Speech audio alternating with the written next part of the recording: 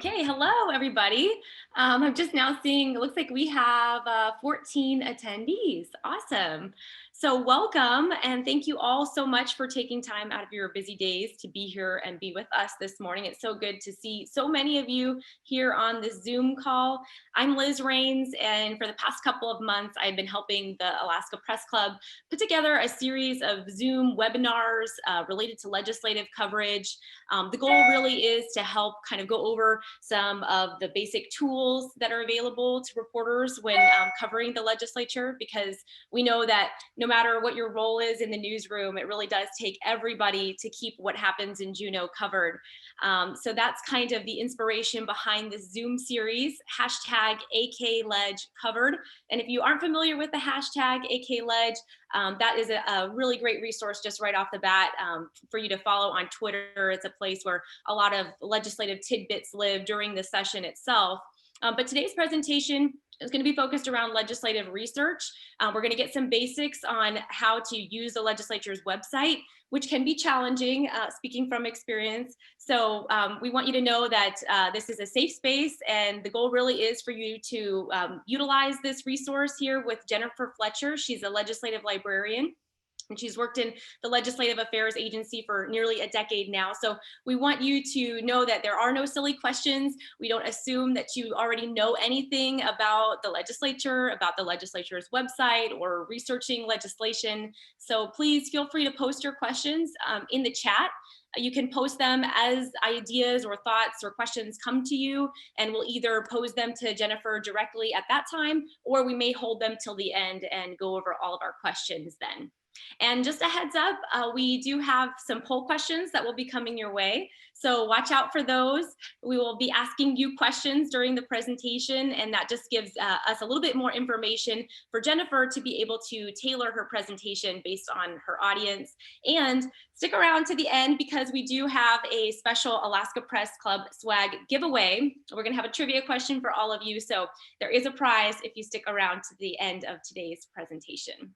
But without further ado, I want to hand it over to Jennifer Fletcher, who is going to be giving us a little bit of information about navigating the legislature's website and researching legislation. Jennifer, welcome.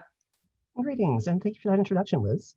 As noted, I'm Jennifer Fletcher. I am one of the 2 legislative librarians for the state of Alaska, and we are here to help you figure out how to actually use BASIS and perform at least basic legislative history research. The Legislative Reference Library is one of the few organizations within the legislature that actually is tasked with answering questions from the public or literally anybody, which means that we actually can respond and help you with your research. The other portion of the agency that has that particular task is the Legislative Information Office, and they're a bit better for more generalized questions. We specialize in legislative history. We treat all requests as confidential, so if we do get the same question from multiple reporters, we give an individualized answer to each. Obviously, since the information we're sharing is public, we will give pretty much the same answer to multiple people asking the same question. But it can be pretty important to note that the question you ask will determine the answer you receive.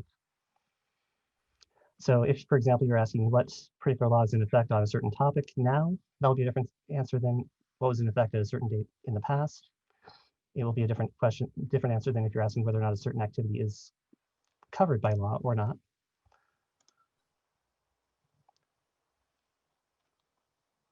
Jennifer, I think we're working to get that screen sharing enabled for you right now. But do you have an example just to kind of give our attendees an idea? When you say that your question will determine your answer, can you give us an example of maybe a time where you were working with a reporter or somebody gathering information and they weren't quite asking the right question to get to the information they needed, and how they might have needed to reshape that question? It's actually a pretty common situation that people start off assuming that they know enough about something to ask the right question and then do so incorrectly. For example, if someone is asking, let's go ahead and take, for example, the current eviction moratorium issue, and we get a general question from someone in the public asking whether or not they can be evicted. They may go ahead and ask, could you give me some information on the Landlord-Tenant Act or a specific section thereof, which, well, is a much more broad question than evictions specifically, and consequently will give an answer related to the Landlord-Tenant Act in general. They might ask about the laws regarding evictions and receive a more specific answer, but one that doesn't take into take into account the disaster-related eviction moratorium. Or they may end up asking specifically about that, at which point we give what information we can about that particular about that particular topic. And consequently, the answers would end up differing a bit. This becomes even more complicated if things have changed significantly over time and you also do not specify the time range that you're actually looking into, or a number of other factors. Don't worry, we are always happy to help people figure out what question they should be asking prior to actually trying to answer it whenever needed. And it looks like that particular issue might have been fixed, so let's go ahead and, okay. Okay, sorry about that little bit of difficulty. So we've basically just gone through the quick introduction. I do like to go ahead and front load presentations with what I term the key takeaways, the things that you should walk away from this knowing. One, if you think that there is an easier way to do something using the akleg website, there most likely is. If there isn't, we'd like to know that you'd like to use it in that manner so we can figure out a way to make it easy. When researching, it is very easy to be led astray if you are unwary or overconfident. So please do try to be aware of the assumptions that you're making in the process of doing research and any knowledge gaps you may have when you are doing that research. This can be a really difficult thing to do without knowing everything, but it is kind of important to at least try. We also hope that you will know that the Legislative Reference Library exists and is always available to help. Well, at least always available Monday through Friday, 8 through 5 p.m. We do treat all requests as confidential. Detailed questions are best, but we can, as noted, we can help you figure out the questions if needed. And when you contact us, please do so at a point in which we actually can provide help. 15 minutes before a print deadline is probably not one such point. Usually speaking, depending on the question, it can take us hours to days to respond, or longer during the crush of session because we are usually balancing a lot of different requests simultaneously. So as noted, we are located in the Terry Miller Building in room 102. The Terry Miller Building is the building just above and behind the Capitol Building, located in Juneau. Our hours are 8 through 5, Monday through Friday. You can reach us by phone at 465-3808 or email at legislative.library@akleg.gov. Please note that both of us do have our own individual email addresses that we use when responding. The Legislative Library address is a group address that will reach both of us always. So we generally recommend that people use that when making initial contact regarding any requests, because that way you will be sure that you do reach someone, even if one of us is out of the office sick or something of that sort. I will also note that we are mostly teleworking at the moment, but our phones are being forwarded. We have email access. We have access to a lot of our digital materials. So this is not actually impeding our functionality at all. As noted, the library consists of 2 librarians, myself and my coworker, Olga Sofia Lihos-Rans. The photo behind there is actually of our library, not, well, yeah, just making a bit of a joke, my background actually is very much not. And we'll go ahead and do a quick switch over to live basis at this point. And I believe there's a poll question.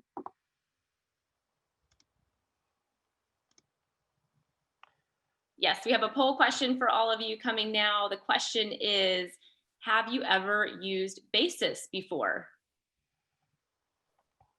So give us a quick yes or no. Have you used basis before? And that will help Jennifer know where our starting point is. And with regard to the question that popped up in chat, does the LIO coordinate with us? Yes, very much so. We also do have a certain degree of communication with other portions of Leg Affairs, but once again, please note that they are unable to help members of the public directly since they serve the legislature primarily.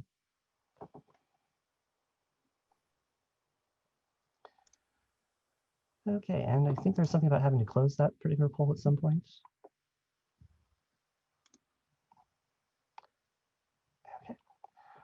Okay, excellent. So about well over 2/3 of us have used basis before, with a decent portion who have not. Don't worry, this particular presentation is going to be tailored for individuals who have 0 experience, and consequently should be of use to everybody, but might potentially cover things that are already known to some of you. I'll be proceeding through on basically a tab-by-tab basis, pun intended, just to make sure that I do cover absolutely everything. So here we have the akleg homepage.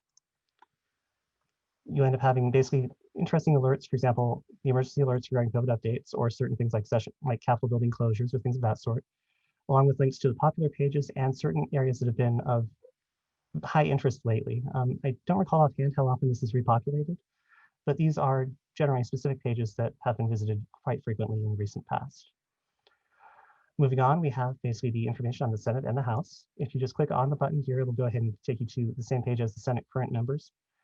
This will list basically Senate leadership, all of the members, and can be organized by party, city, or district.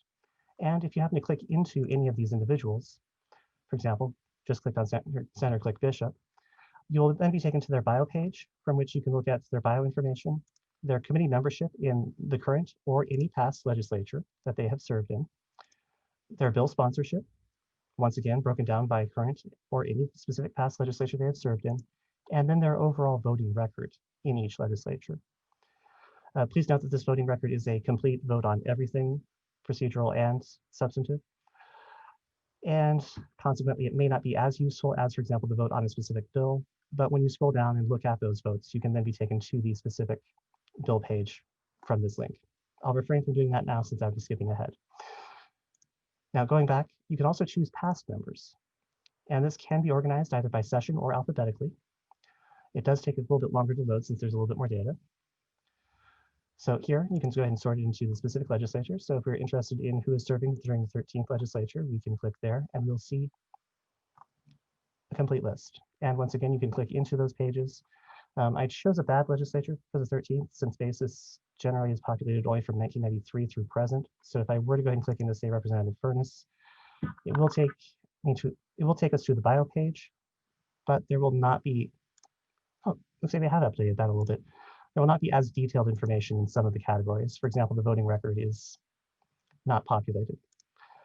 But they did actually go ahead and add bill sponsorship recently. Excellent. So please also note that you can go ahead and utilize drop-down menus to go ahead and switch between legislatures at pretty much any time when it's available up at the top. And now we're going to shift into what is basically my favorite tab, or at least the tab that I spend most of my time, and that is the Bills and Laws tab. So from here, one other minor little thing I should note, just because it is possible to navigate through all of these things through the mouse over process. But if you click on the main tab, it'll take you to these sort of placeholder pages that break out all of the detailed links behind there, which is really great if you have a habit of accidentally falling into these little blank spots that sometimes happen between and losing everything as a result. So looping back, we're going to go ahead and go into the Bills and Laws tab, basically going down through there. So you can actually go ahead and take a look at all measures that have been introduced in the legislature, which is both bills and resolutions. This is another of those pages that is relatively slow to load because there's a lot of data. And generally speaking I honestly don't really use it that often, just because it is not, let's go ahead and switch and make sure that we're back in the current legislature.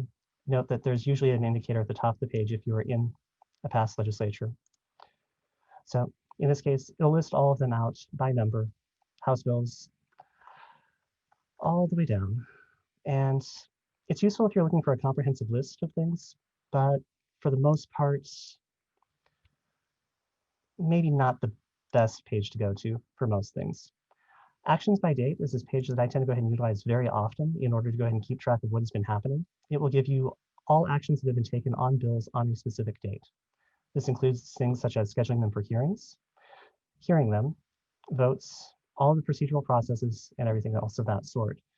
Well, this page is actually one of the ones that I use on like I said, I use it on an extremely regular basis. I will generally, during session, check it on a daily basis for all the actions that occurred the day prior, just to make sure I didn't miss anything. And let me just go ahead and, in order to go ahead and show what it might actually show during, say, session, we'll go ahead and take March 11th. So on March 11th of 2020, there were action was taken on quite a few different bills.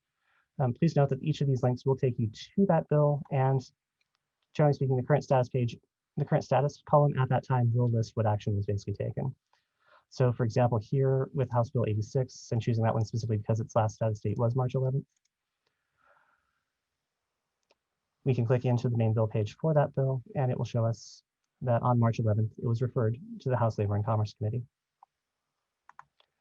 And once again, trying not to skip too far ahead of myself. The awaiting actions column will go ahead and tell you what bills are awaiting specific types of action. So awaiting action by the governor would be bills that have been sent to the governor for signature or veto or to become law without signature. Awaiting action by House would be bills that are that are awaiting hearing on the House floor for whichever reason. Senate, same. Joint action would be those that are awaiting some form of joint hearing. Usually those would be veto overrides. And all awaiting action will list everything, including status date, and the other information. Once again, you can easily click into the bills from here. Moving on, bills sent to conference committee.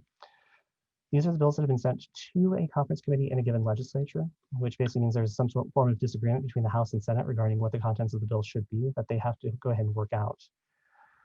Conference committees are an interesting process unto them. That's, well, I won't really get into too much detail about, since that would be kind of going into the weeds. Governor's vetoes will list all of the bills that were partially vetoed in this legislature or vetoed, or with vetoes overridden if any such bills are present. Partial vetoes generally are restricted to budgetary matters. Otherwise, it's generally a full veto. Passed legislation are all the bills and resolutions that have been enacted. It will also be another comprehensive list. Separated into bills and resolves. You can also go ahead and limit them to first session or second session. And you can also check just ones that have only passed the House or only passed the Senate, which means they've not yet become law, but they've at least passed one body. Please note, once again, that you can go ahead and use the drop-down menu to switch into prior legislatures if desired. Though, once again, as usual, BASIS is mostly populated from 1993 through present. For prior stuff, you'll have to use the info basis, which is probably worth having its own entire training, to be honest, just because it is that cumbersome to use. So another page that's pretty popular right at the start of session is the pre-filed bill summary. This will go ahead and release information on all of the pre-filed bills. And please note that there are 2 pre-filed releases that occur just prior to the start of session. I don't actually have dates of those offhand, but I can easily look that up if need be. And no, it would not show pre-filed bills just yet. Those are still being finalized, and generally speaking, they are finalized for release on 2 very specific days in January.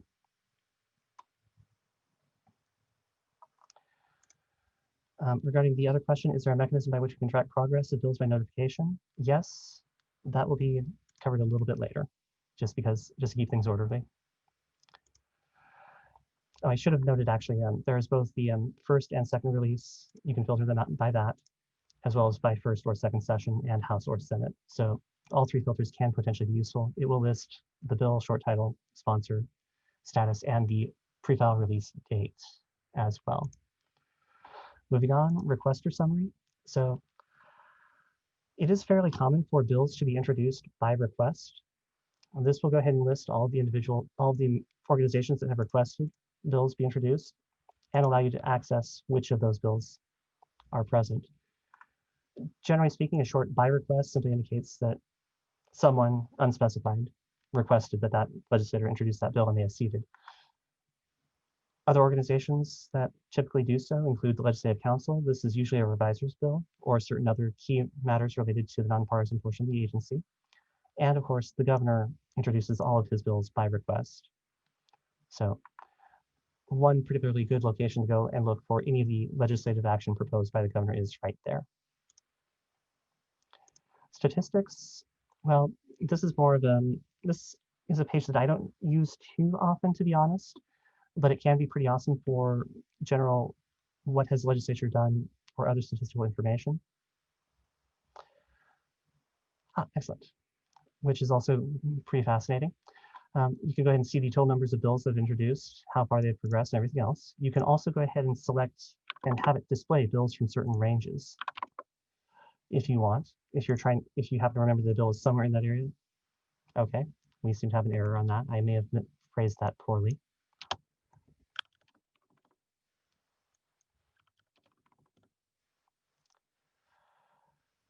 Generally speaking, okay, yes, that was exactly what happened. So please note that you do have to use the House bill or Senate bill, well, in that particular field to make it actually function properly. But you can go ahead and search bills through certain, well, numerical ranges if desired, or introduced between certain times as well.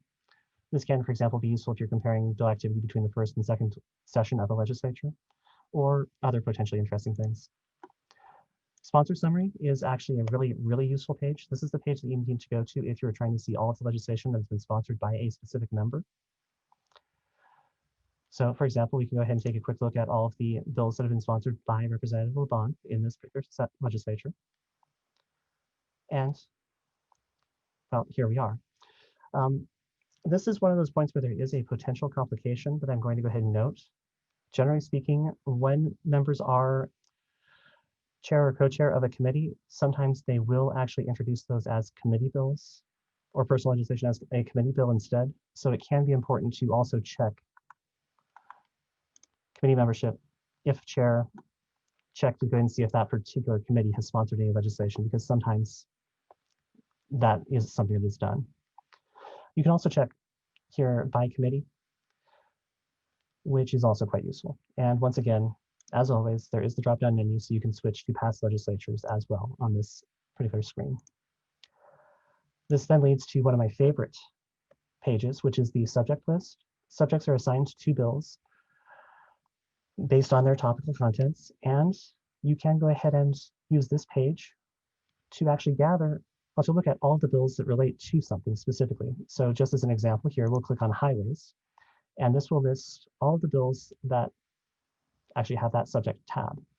So we can see things like confining vehicle roads, well, naming a memorial bridge, appropriations, and so forth. These are very useful if you're trying to keep track of certain topics during a legislative session. So now we'll go ahead and bounce in briefly over to the Constitutional Convention, well, to the Constitution. This will take us over to the Lieutenant Governor's page where it's actually kept. You can browse the text there. It's an external site, so I'm not going to go into too much detail. However, we do also have materials from Alaska's Constitutional Convention available online, including the proceedings, the actual text of each day's meeting during the Constitutional Convention. This page is extremely useful for any constitutional research, but I will note that it can be a little bit complicated to use. Please feel free to contact us if you'd like help. We do have a short guide on how to use these materials here. And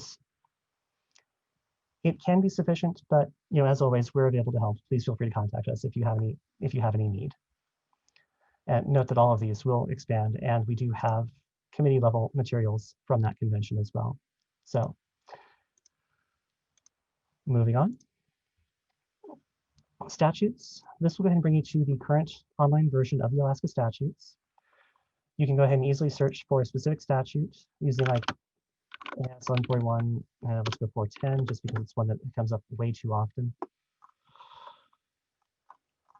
And also there is a table of contents over here on the left, which you can use. I'll go ahead and go back to the main portion of it to go ahead and browse into a specific title, into a specific area if need be, and otherwise navigate through. So just as a quick example, let's go through, say, state government, Department of Public Safety,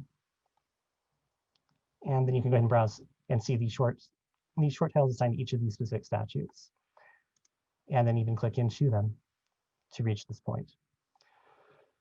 Now, on this particular page, there is some very important and extremely useful additional information over here on the right-hand side. This is the history line. So we can tell that this particular statute was enacted by Section 3 of Chapter 54, Session Laws of Alaska, 1994. For bills that are, well, for session laws from 1993 through present, there is actually a hyperlink that should take you to the specific section of that session law, which you can then go ahead and see exactly what happened. Let's go ahead and take something that's a little bit more complicated. Just go ahead and show something, just go ahead and show that's, one moment. So over here, 1 moment. All right, that was not necessarily the best example offhand. Okay, so let's kind of note that for older materials, unfortunately, the hyperlinks are not available. Please contact the library for things prior to 1993. And actually, just go ahead and show the more complicated one. Let's just go ahead and choose a quick criminal law matter because, whoops, 1 moment. Let's just go back to 11.1. So 1 moment. So over here, you'll also see the references to other statutes or references to this statute in other statutes. If there are administrative code provisions that are related, those will also appear over here. And in this particular case, this one does have a bit more complicated history line, so it'll do a better job of showing what I was trying to. Here you'll see the usual underlined new text being added and bracketed text being deleted within the actual session law that pops up. If you go to the top, you'll also see the bill information, so that you can then go ahead and look that up through the normal process there. Moving on, we also have executive orders. Looks like I inadvertently tracked myself back into the 22nd legislature by clicking on that link there. But as you can see, there were no executive orders for the 31st legislature. We'll go back to, I want to say, yeah, the 29th, I believe, was the most recent. You can click into and actually see the text of executive orders as they were transmitted to the legislature, as well as the introduced in the House and the committee they've been referred to. Because after all, executive orders do potentially receive consideration by the legislature on whether or not they should take effect, or should be revoked, I should say. You can also look at the executive orders archive, which takes us into the info basis and will actually list all of the executive orders that you can then click into and see the text of. Once again, that is the info basis. That is an area that is probably worth a training session unto itself. Moving on, administrative code. It's basically a similar page to the statutes, except for the administrative code. Once again, there is an index. You can click into everything. And actually, I just realized I skipped over one thing that is slightly important to note. And that is the, 1 moment, actually cancel out of this. The fact that both statutes and administrative code do have a convenient print function that you can use to go ahead and highlight a section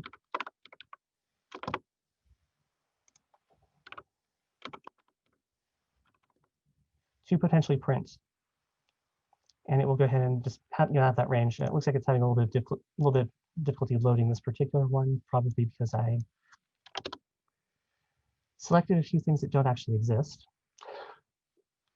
But, well, such is it. In any case, so this actually will pop up the short selected version, everything between 1 AAC 05 and 1 AAC 05250, which in this case consists of 3 specific regulations. That is actually really convenient for, as I said, printing ranges of things. Moving on, there are the journals. House and Senate journals are basically the procedural action, basically cover all the actions taken on the House or Senate floor or in joint session and include such things as confirmation hearings and all of the other interesting and cool details. If you click into the PDF link, you'll see the PDF version of them. If you click into just the other hyperlink, you'll see the HTML version. I usually prefer the PDF version just because. 1 moment. Once again, I slipped myself into the wrong legislature. We'll fix that. And now we have the complete session law and resolve list. Once again, that's broken into 2019 and 2020 and is notorious for being slow to load. Here it will list all of the bills that have passed in chapter order.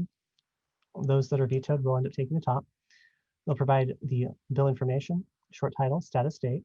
You can also switch over to resolved and see those as well. Once again, clicking on the PDF link will take you to a PDF version of the session law itself. Once again, standard legislative drafting formats, new text, bold and underline, deleted text, bracketed. While clicking on the bill link over here will take you to the main bill page for those bills. And this is actually one of the primary pages that I so greatly enjoy and use often. These are the pages that tell you everything that went on with a bill. And You can reach these through quite a few different means. For example, if I were to go ahead and, oops, one note, there was no House Bill 147. But if I were to click up here and do a search for HB 104, it would then take me to the main page for that bill within the session that I'm currently in. From here, you can see what we call the bill history, which is the list of all of the actions that have been taken on the bill. If you click on the display committee actions, it will display the committee level actions as well, which include all noticed meetings, minutes, and those sorts of materials. So just as a quick little bit here, you can see, for example, that this meeting was scheduled but canceled. One note. Whereas this particular one, the bill was heard and held. Note that there is video and audio also available for committee meetings that are relatively recent. If they are not available on basis, please feel free to go ahead and contact us and request the audio recordings. We don't have video recordings going back that far, unfortunately. But Gavel to Gavel is often a really great resource for those that we do not have. And when you click over, when you see these links here, these link to the journal page on which the specific action is recorded. So for example, if you were really interested in how the vote, well, the contents of and the vote on amendment number 1 in the House, well, clicking on that would take you to the amendment being offered, which happened page 953 on May 9th, 2019. So here's the text of the amendment, rather substantial. And down here, we then have the objection, unanimous consent. So let's see, unanimous consent that the amendment be adopted. It was adopted by unanimous consent, then they moved on from there. There are also such things as interesting manifest errors, just all sorts of really cool things on this page. We'll now move on to the next little subtab, which is the full text. This is all versions of the bill that have been introduced from the first to that which was ultimately adopted and enrolled. This particular, sorry about that. This particular tab is extremely interesting if you are trying to pinpoint when language changed in a very specific manner. I usually go ahead and check the first version of bills to see if the language that I'm interested in is present in the first version. If not, I identify which version it was introduced in, and then note that that particular committee or floor session is where I am wanting to focus my attention if I'm wanting to find out the reasons behind that. Fiscal notes will show all the fiscal notes. Amendments will show all of the amendments on the floors of either body, not committee level. An important distinction there. Minutes and audio will show you all of the meetings and minutes, audio, video. The documents tab will go ahead and show all of the documents that committee aides have uploaded for, well, to be shared publicly in relation to a given bill. The contents of this are similar to, but not necessarily as thorough as a different set of documents that we refer to as committee bill files. Those are a set of files that are sent to the library to be made available and should be more comprehensive, though materials are often in both. But this can be a remarkably great source of information as well when it comes to, for example, explanations of changes. Note that it does have that little warning that was provided by one moment. I'm going to go ahead and get that warning to pop up again. So placed here by a legislator's office. So please note once again that this documents tab is controlled by the legislative committee staff and may not include everything. It may not. It depends on the staffers in question.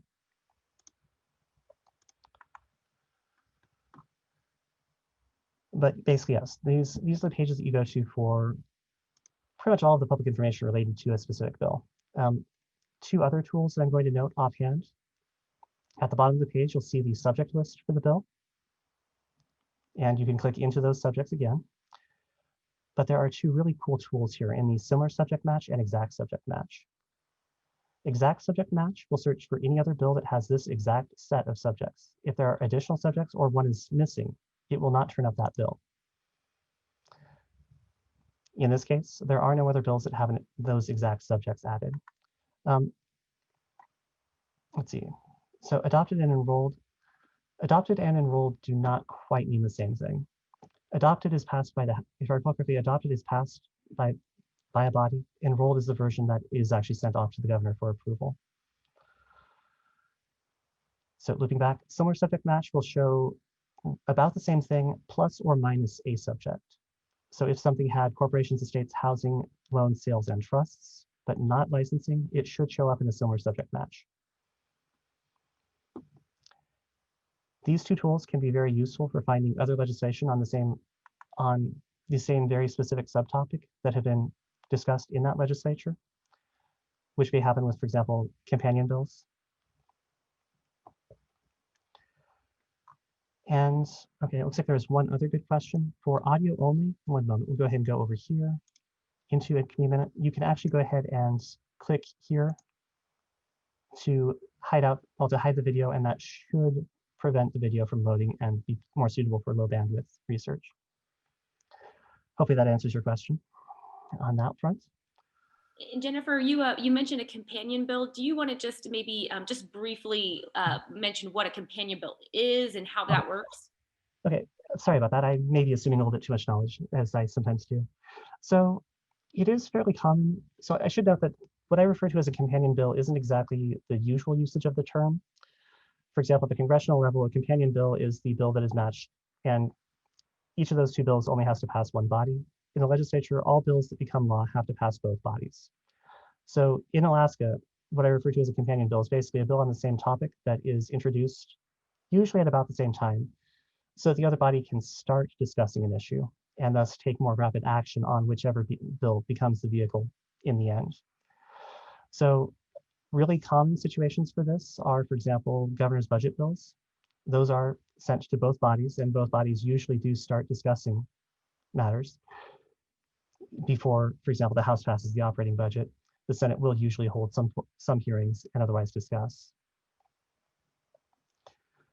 It's also possible for individual legislators to coordinate with other legislators or legislative committees to introduce bills on the same topic in both bodies. Once again, generally to further discussion earlier so that things can move faster later. And that is actually really important to note, because sometimes that is the source of the major gotcha. It's quite frequent that, for example, say the House Judiciary Committee will consider the House equivalent to, say, Senate Bill 54, have a whole list of changes that they want to adopt and discuss in committee. And then when Senate Bill 54 reaches them, they'll just integrate them into that without any discussion. So you end up having to go to the House equivalent bill to find all the relevant discussion and information on why they did what they did.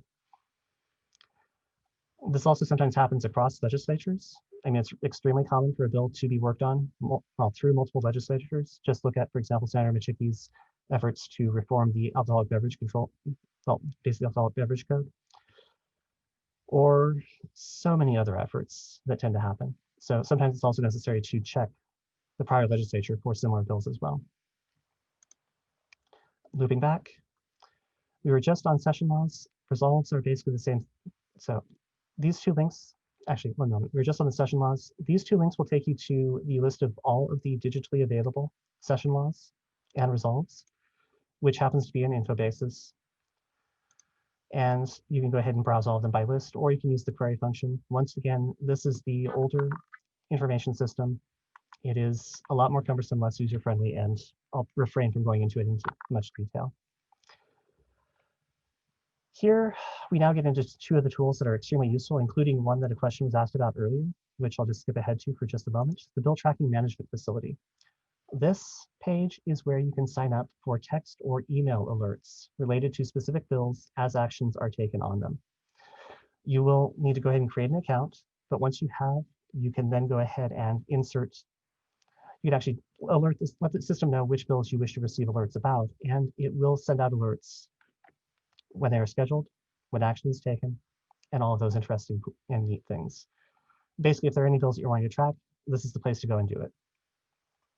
And if you have any difficulty with this, we can potentially go ahead and either help walk you through the process or refer you to our information technology section, which oversees the program.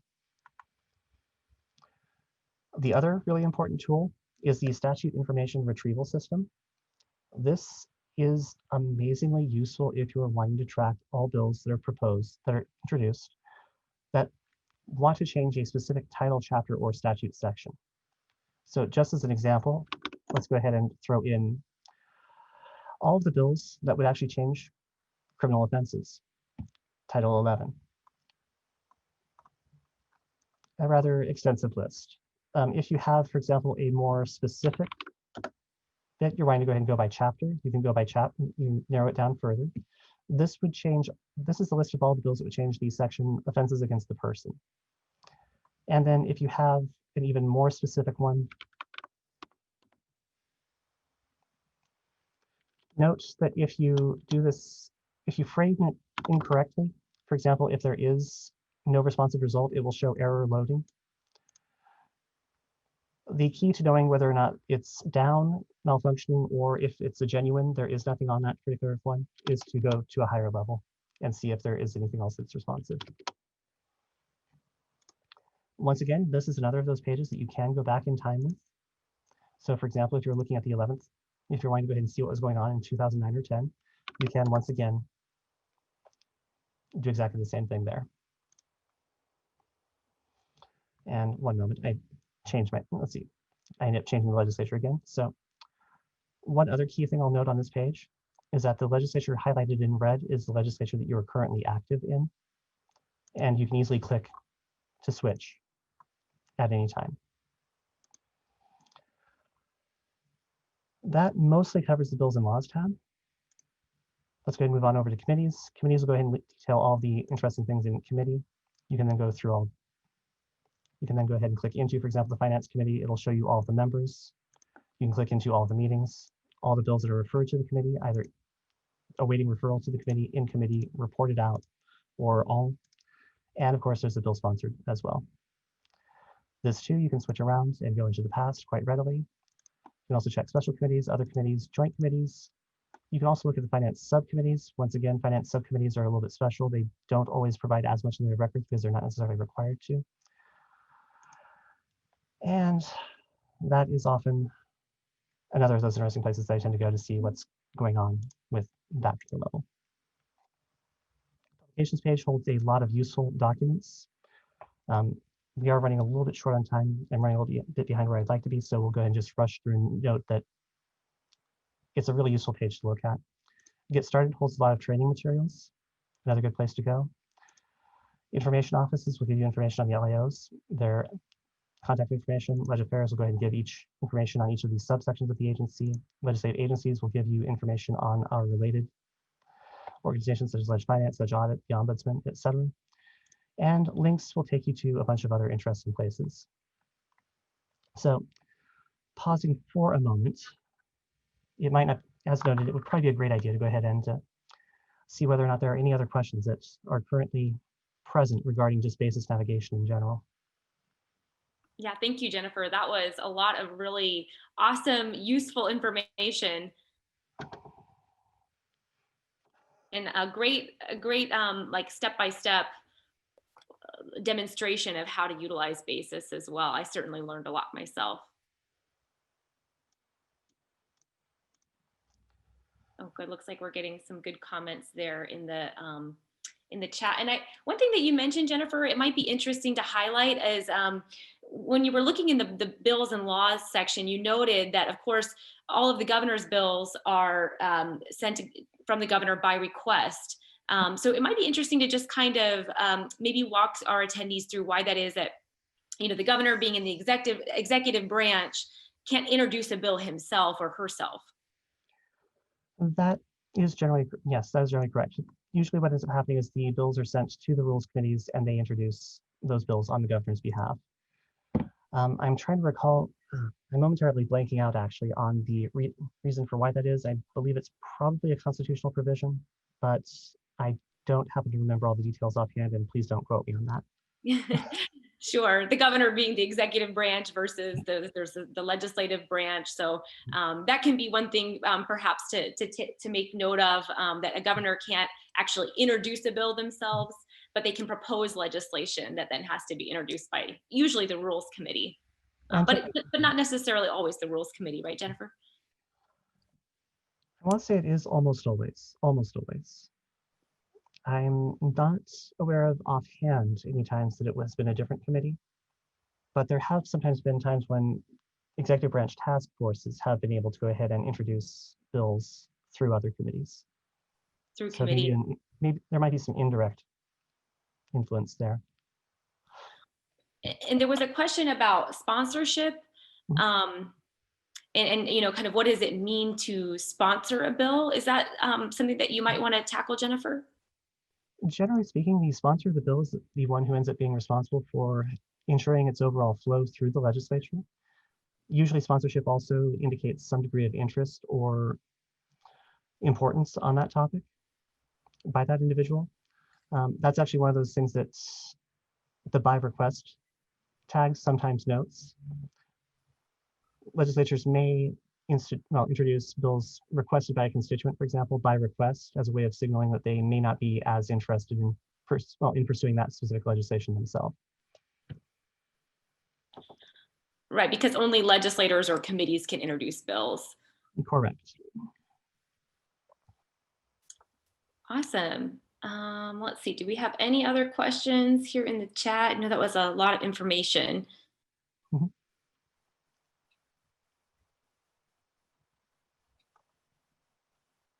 I think that was most of what I was noting on my end. We just have about 10 minutes left. Oh, looks like we do have a couple questions coming in here. Let's see. Oh, I'm hoping to follow a small handful of legislators specifically. I can see that I can follow specific legislators, their bills, votes, and committees. Do you have any tips for following whether they speak about topics that might be going through the whole body, especially the budget? Ooh, that does get a little bit more tricky.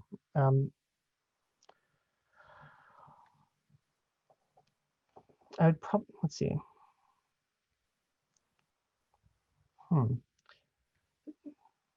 Generally speaking, we don't really receive much in the way of alerts or other detailed information about the various speeches that legislators may make on the House or Senate floor on various topics.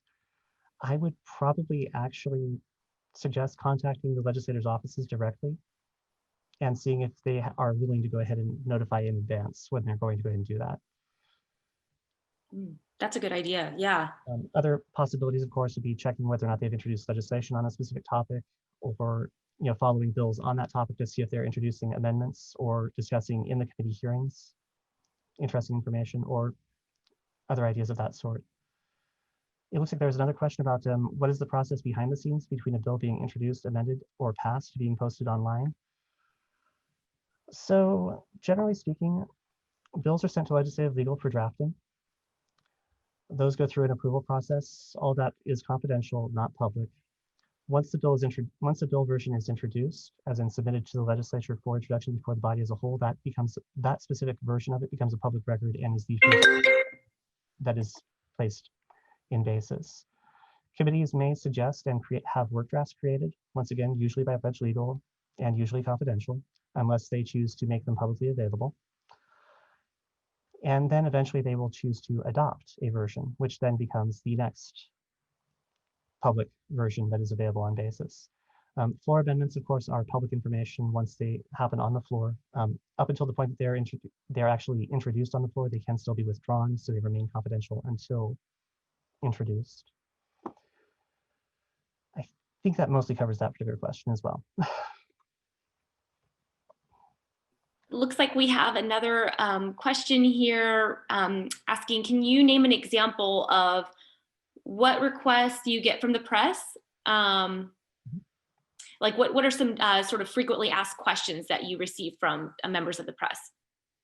Ooh, they generally range all over the place. I mean, sometimes members of the press are doing deep dives into the history of a specific topic and legislation that has been introduced on that. So sometimes we'll go ahead and look at how those statutes have changed over time for them. Sometimes they're very, very interested in what a specific statute was at a specific moment because they're investigating something that happened in the past and want to know, well, what laws were in effect at that moment. Other times, they vary greatly, to be honest. I actually have thought of a question myself, Jennifer. We were talking about companion bills earlier. Is there an easy way, say you're familiar with one bill because it's received a lot of attention. Is there a way to track down if it has a companion bill? Yes, companion bills are usually, as I noted, I usually use these exact or similar subject match. to find out whether or not there's a companion bill. So for example, here I just jumped into House Bill 52, exact subject match. There is SB 35, which has the exact same subject list and is fairly likely to be a companion bill. Senate rules by request of governor. House rules by request of governor. Yes, that's pretty obviously a companion bill given that. I also tend to go ahead and go back to the tools page, specifically the statute information retrieval system, to check all the bills that have been introduced in the legislature to amend the specific statute of interest, just to make sure I'm not missing any other potential discussions. Awesome. Another question here, could you describe that relationship with reporters and how you work together? Well, generally speaking, we treat reporters pretty much like any other requester. We help them figure out, well, let's see, the individuals call us. We go ahead and have a quick reference interview, which is where we help make sure that both of us understand exactly what it is that they're looking for. And if they need to rephrase the question to get a better answer, well, we help them with that. And then we identify documents that are relevant to that request and respond. And you mentioned, I mean, that can range. A typical response time could be a matter of hours, or sometimes it can take days. What's your recommended time frame for getting requests in? That would depend greatly on the scope of the request. If, for example, you just want a copy of a session law, we can generally turn that around quite quickly. If you are wanting, for example, something really comprehensive like the history of a criminal statute, that I generally recommend a few days minimum. And all of these numbers can change rather dramatically if we are overwhelmed by requests during session. So it's always a good idea to include information on the deadline or any deadlines that you may have, because we use that information when we're trying to prioritize all the work that we have.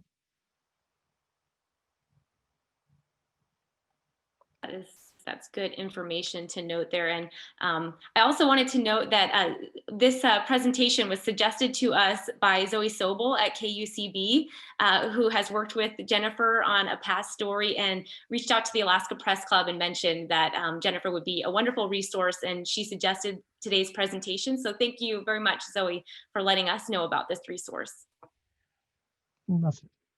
Definitely thanks to Zoe as well. Let's see, I'm not seeing any other questions here in the chat.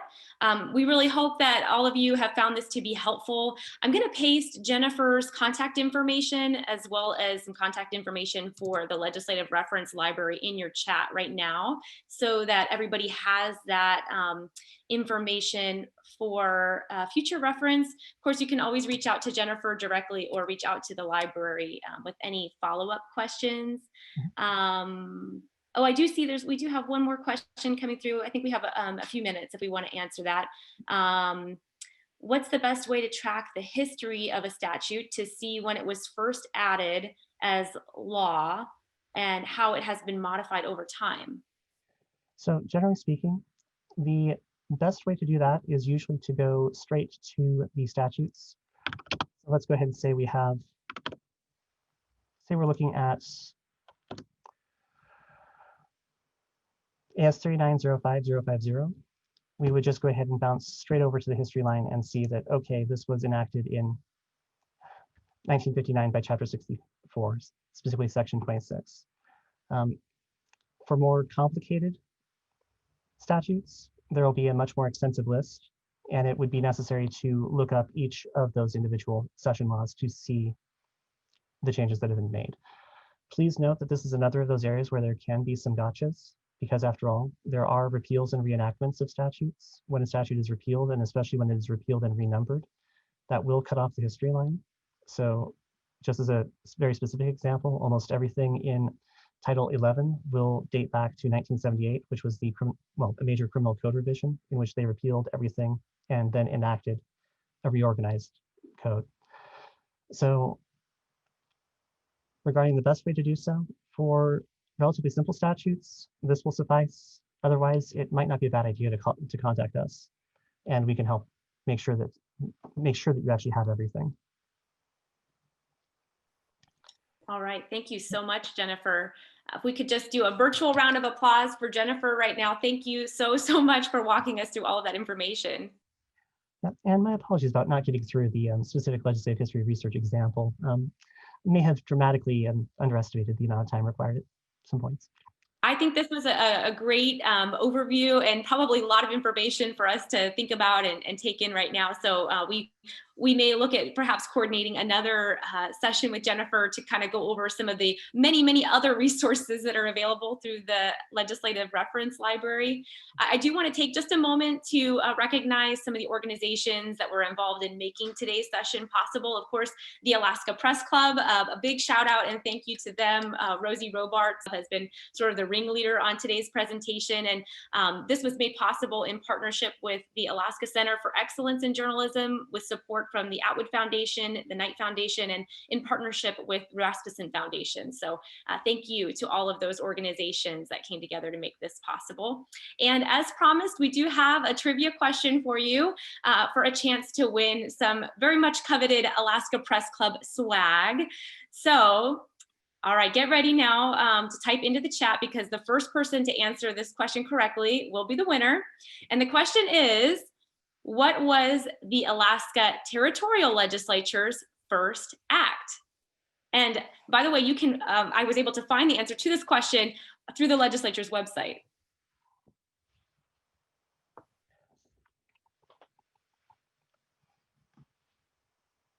So if you know the answer, what was the Alaska Territorial Legislature's first act? Please type it into the chat.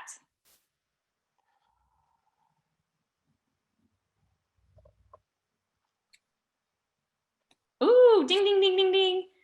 We have a winner. So James Brooks got the right answer. Very fitting here. We're at the 100th anniversary of the 19th Amendment, but actually the Alaska legislature, the territorial legislature, their very first act was giving women the right to vote. And that was 7 years before the 19th Amendment. And also interesting, I learned this on the legislature's website. It was an all male legislature, and their very first act was to grant women the right to vote. So a good example that there's a lot of interesting history that you can find on the legislature's website. As we saw here today, there's a lot of really interesting stuff to be found there, and it is quite comprehensive. So thank you all very much for joining us today, and please feel free to reach out to the Alaska Press Club.